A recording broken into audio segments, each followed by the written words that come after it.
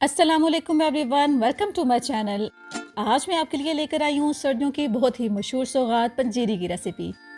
पंजीरी के बहुत ही ज़्यादा फ़वाइद हैं, ख़ास तौर पर उन लोगों के लिए जिनके कमर में दर्द होता है, जोड़ों में दर्द होता है या जिस्म में कमज़ोरी फील करते हैं, तो उनके लिए ये बहुत ही बेस्ट है।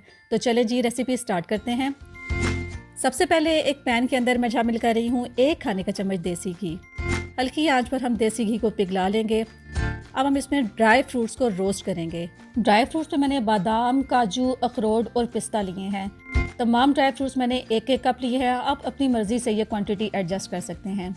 हल्की आंच पर हमने इन तमाम ड्राई फ्रूट्स को रोस्ट कर लेना है। इतना रोस्ट करेंगे कि इनमें से अच्छी सी हल्की सी खुशबू आने लग जाए। ये पंजीरी ख़ास तौर पर न्यू मॉम्स के लिए बहुत ही फ़ायदेमंद है। जी, तो तकरीबन 3 मिनट के लिए मैंने इन ड्राई फ्रूट्स को रोस्ट कर लिया है। ड्राई फ्रूट्स को मैंने निकाल लिया है। अब इसी पैन में मैं शामिल कर रही हूँ फूल मखाने, तकरीबन 1 कप। फूल मखाने आपको किसी भी पंसारी की दुकान से बासानी मिल जाएंगे। तकरीबन 2 मिनट के लिए मैं इनको इस पैन में रोस्ट कर रही हूँ। इनको भी रोस्ट करने के लिए मैंने आंच को हल्का रखा है। अब पैन में मैं शामिल कर रही हूँ तकरीबन 1 चाय का चम्मच देसी घी और इसी में मैं शामिल करूंगी तकरीबन 100 ग्राम के करीब गोंद।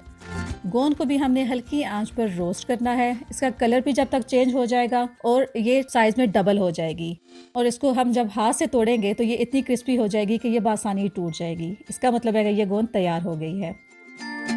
जी, तो अब चलते हैं अपने नेक्स्ट स्टेप की तरफ।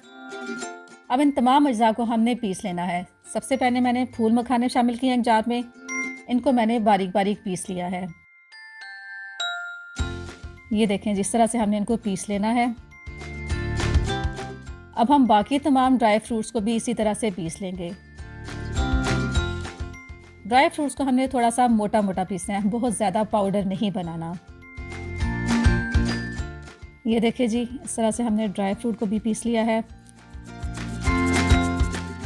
ड्राई फ्रूट्स को मैंने अलग से पीसा था क्योंकि इनको मोटा मोटा पीसना था और फूल मखाने और गोंद को अलग से इसलिए पीसा था कि इनको ज़्यादा पाउडर बनाना है मैंने।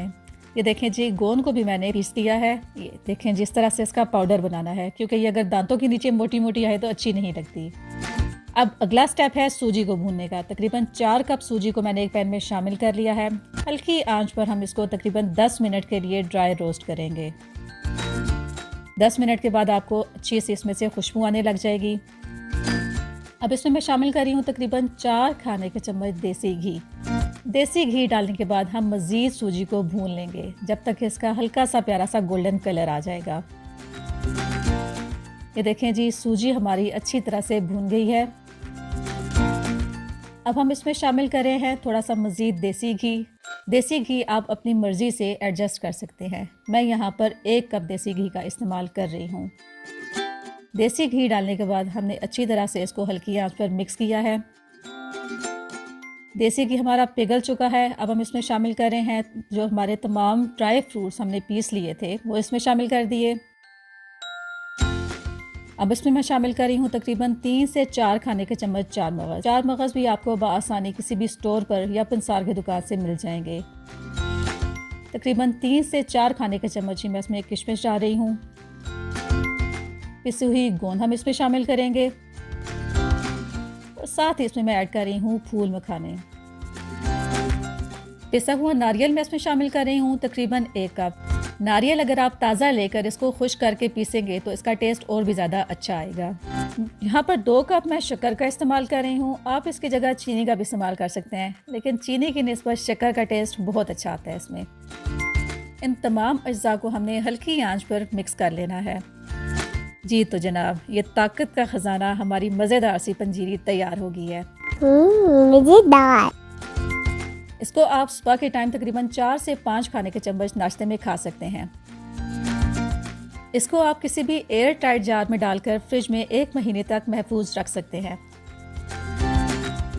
अगर आपको मेरी ये वीडियो अच्छी लगे तो वीडियो को लाइक करें, शेयर करें और चैनल को सब्सक्राइब करें।